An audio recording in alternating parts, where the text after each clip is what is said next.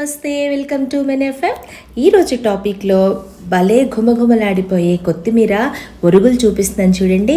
ఇవి ఏటికేడాది నిలువ ఉంటాయి. కొత్తిమీర ఇంట్లో లేనప్పుడు ఎప్పుడు కావాలంటే అప్పుడు కొత్తిమీర రెడీగా ఉన్నట్లే అంత రుచినైతే మనకి ఇస్తాయన్నమాట.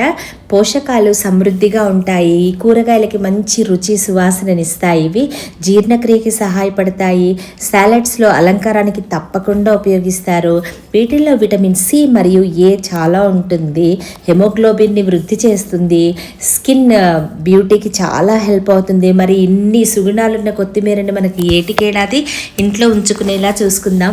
నేను కొత్తిమీర ఒకటి 10 రూపాయలండి. నేను 3 కొత్తిమీర కట్టలు తెచ్చుకున్నాను. వాటిల్లో ముదురువన్నీ తీసేసి ఇలా లేత కాడలు ఉంచుకుంటే దీన్ని మీరు కషాయం లాగా చేసుకొని తాగితే లెమన్ హనీ వేసుకొని తాగారనుకోండి, సూపర్ టేస్టీ ఉంటుంది. హెల్త్కి కూడా మంచిదన్నమాట.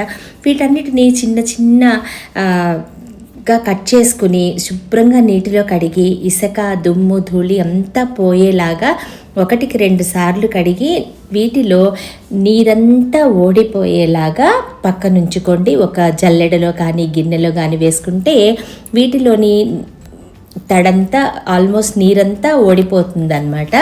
అప్పుడు ఒక రూమ్లో తెల్లటి క్లాత్ కానీ ప్లాస్టిక్ షీట్ కానీ వేసుకుని వాటి మీదంతా చక్కగా పరిచేసేసుకుని ఈ కొత్తిమీరలోని తేమనంతా ఎండనివ్వాలండి. అప్పుడు ఒరుగులకి బాగుంటుందన్నమాట. లేదా ఇది మరీ లేత అండ్ ఫ్రెష్ కొత్తిమీర కాబట్టి వీటిల్లో మంచి జ్యూస్ లాంటిది ఉంటుంది. కాబట్టి ఇది ఒరుగులు చేయడానికి కష్టం అవుతుందన్నమాట. అందుకని మనం గోంగూర ఊరగాయకి పెట్టుకున్నట్టుగా దీన్ని కూడా ఒక రోజు లేదా కనీసం 5 hours అలా ఫ్యాన్ గాలి కింద ఉంచేసామంటే ఈ ఫ్రెష్ని ఇలా కొంచెం వాడినట్టు అవుతుందండి. అప్పుడు మనం దంచుకుంటే నీరు ఉండకుండా ఉంటుందన్నమాట.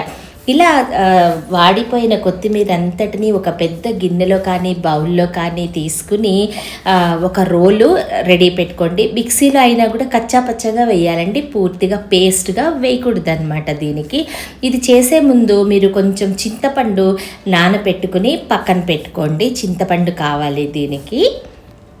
ఇంత మాత్రమే అండి నలగాలన్నమాట. మరీ మెత్తగా నలిగిపోకూడదు, పేస్ట్ లాగా అవ్వకూడదు. ఇలా కచ్చా పచ్చాగా మీరు కడిగి ఉంచుకున్న కొత్తిమీర మొత్తాన్ని దంచుకోవాలండి. ఈ కొంచెం చింతపండు అయితే వీటన్నిటికీ సరిపోతుంది అనమాట, లేదా అతి పుల్లగా ఉంటుంది.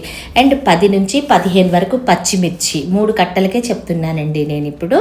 ఇలా దంచుకున్న ఈ కొత్తిమీర మొత్తాన్ని పక్కన పెట్టుకోవాలండి.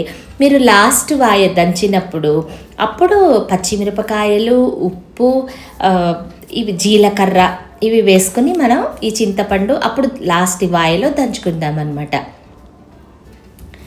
ఇలా కొంచెం కొంచెంగా తీసుకుంటూ ఇలా కన్సిస్టెన్సీ వచ్చేలాగా మొత్తం కొత్తిమీరని దంచేసుకోండి.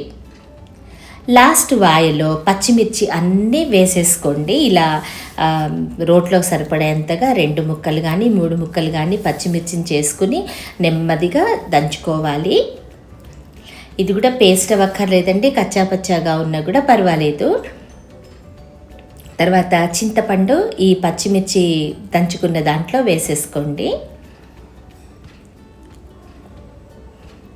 దీనికి ఈ కొత్తిమీరకి అంతటికి రుచికి సరిపడినంత ఉప్పు కూడా వేసేసుకోవాలి. నేనైతే చిన్న స్పూన్ తోటి 3 స్పూన్స్ ఉప్పు వేసానండి. మీకు ఇష్టమైతే చిటికెడు పసుపు కూడా వేసుకోవచ్చు. నేను కొంచెమే పసుపు వేసాను, ఎక్కువ మళ్ళీ కలర్ ఇది అవుతుందని కొంచెం పసుపు వేసుకుని దీన్ని మళ్ళీ ఒకసారి చక్కగా కలియ నూరేసుకోవాలి. తర్వాత దీనిలో ఒక స్పూన్ జీలకర్ర వేసేసేయాలండి. చిన్న స్పూన్ ఉంటే దాంతో ఇంత చాలు. ఈ జీలకర్ర అంతా దీనికి వేసేసేయాలి. అప్పుడు మళ్ళీ ఒకసారి కలియ నూరేసుకుని చక్కగా ఇదంతా పక్కన పెట్టుకుని మనం ఇందాక కొత్తిమీర అంతా దంచేసుకున్నాం కదండి, ఆ కొత్తిమీరలో ఇదంతా కలిపేసుకోవాలి. ఇప్పుడు మొత్తం ఈ కొత్తిమీర అంతటికి ఈ పచ్చిమిర్చి పేస్ట్ పట్టేలాగా ఉంచుకోవాలి.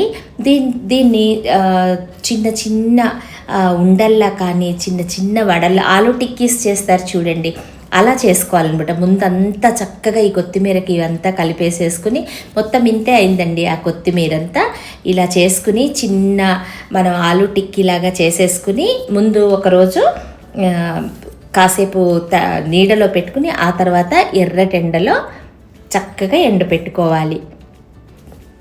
ఇలా చేసుకోవాలి. ఇవన్నీ ఈవినింగ్కి చక్కగా ఎండుతాయి.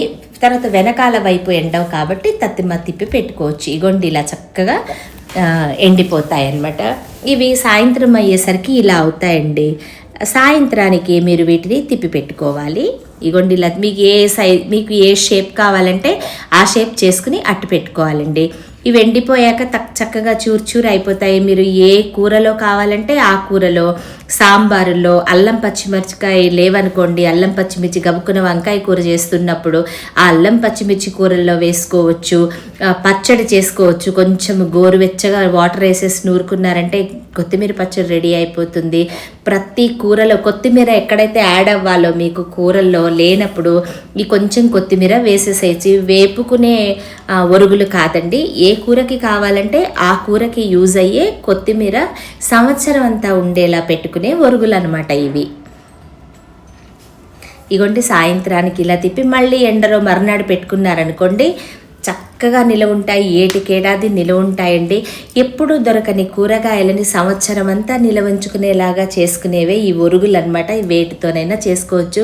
పూర్వకాలం మా అమ్మమ్మ గారు వాళ్ళ అప్పటి ఇప్పుడు నేను మీకు చూపిస్తున్నాను. ఇప్పుడు నేను సపోజ్ సాంబార్ పెట్టానండి, నాకు కొత్తిమీర లేదు, ఇది వేసాను అనుకోండి కొంచెం మళ్ళీ ఘుమఘుమలాడుతుంది అనమాట కొత్తిమీర సువాసనతోటి. ఈ కొత్తిమీర కషాయం తాగితే కూడా దంత సమస్యలు, పంటికి సంబంధించిన సమస్యలు ఉంటే కూడా పోతుంది. నోరు కూడా బ్యాడ్ స్మెల్ రాకుండా గుడ్ స్మెల్ వస్తుంది అనమాట. సో ఈ కొత్తిమీర ఒరుగులు ఒకవేళ మీకు ఇంట్రెస్ట్ అయితే మీరు తయారు చేసుకుని ఎలా కుదిరిందో తప్పకుండా చెప్పండి. Thanks for watching. ఇంకో మంచి టాపిక్ తోటి మళ్ళీ మీ ముందుకు వస్తాను. Thank you. కొత్తిమీర బాగు చేసేటప్పుడు వచ్చిన లేత ఈ కాడలతోటి 2 గ్లాసుల వాటర్ పోసుకుని ఈ కొత్తిమీర కాడలు వేసుకుంటే ఇంకొంచెం కొత్తిమీర, కొంచెం పుదీనా యాడ్ చేసి కొంచెం పసుపు, ఇది ప్యూర్ పసుపు అయితేనండి, ఇంట్లో కొట్టించిన పసుపు అయితే వేసుకుని మీరు ఇది బాయిల్ చేసుకుని తాగారనుకోండి. కావాలంటే కొంచెం అల్లం కూడా యాడ్ చేసుకోవచ్చు. చాలా బాగుంటుందండి, హెల్దీ కూడా. సో ఎటువంటి రోగాలు రాకుండా కాపాడుతుంది అనమాట. రెసిస్టెన్స్ పవర్ పెంచుతుంది ఇది. 10 to 12 drops lemon, 1 spoon honey వేసుకుని ఈ బాయిల్ చేసిన కొత్తిమీర వాటర్ తాగారనుకోండి భలే రుచిగా ఉంటుంది. వీటి ముందు ఏ కాఫీ, టీ, సోడా, అసలు ఏ డ్రింక్స్ పనికిరావండి. హెల్త్కి కూడా మంచి చేస్తాయి కాబట్టి ఎంత తాగినా ఏమీ చేయవు. మీరు తయారు చేసి ఎలా కుదిరిందో తప్పకుండా చెప్పండి.